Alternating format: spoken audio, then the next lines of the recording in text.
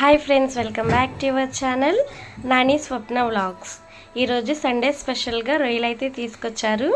నేనైతే ఎలా కుక్ చేస్తానో చూపిస్తాను, చూసేయండి. ప్రాసెస్ చూసేయండి.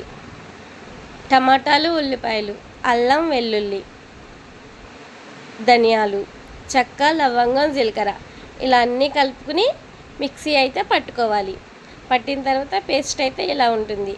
స్టవ్ అయితే వెలిగించి పెనం పెట్టి పెనంలో ఆయిల్ అయితే వేసి, ఆయిల్ వేడెక్కిన తర్వాత మనం ముందే మిక్సీ పట్టుకుని ఉంచుకున్నాం కదా, ఆ పేస్ట్ అయితే వేయాలి. కరివేపాకు వేసుకుని ఒకసారి మొత్తం కలుపుకుని ఒక 5 నిమిషాలు అయితే ఫ్రై అవనిద్దాం.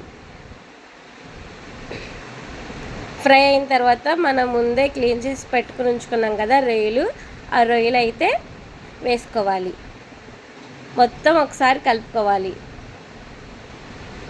మూత పెట్టి ఒక 10 నిమిషాలు అయితే మగ్గనిచ్చుకోవాలి. మగ్గిన తర్వాత రుచికి సరిపడా సాల్ట్, కారం, పసుపు వేసుకుని మొత్తం ఒకసారి కలుపుకుని ఒక 10 మినిట్స్ మళ్ళీ మగ్గనివ్వాలి.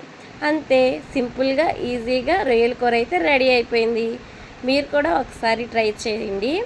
ఎలా వచ్చిందో కామెంట్ చేయండి. వీడియో నచ్చితే లైక్ చేయండి, ఛానల్ని సబ్స్క్రైబ్ చేసుకోండి. బాయ్.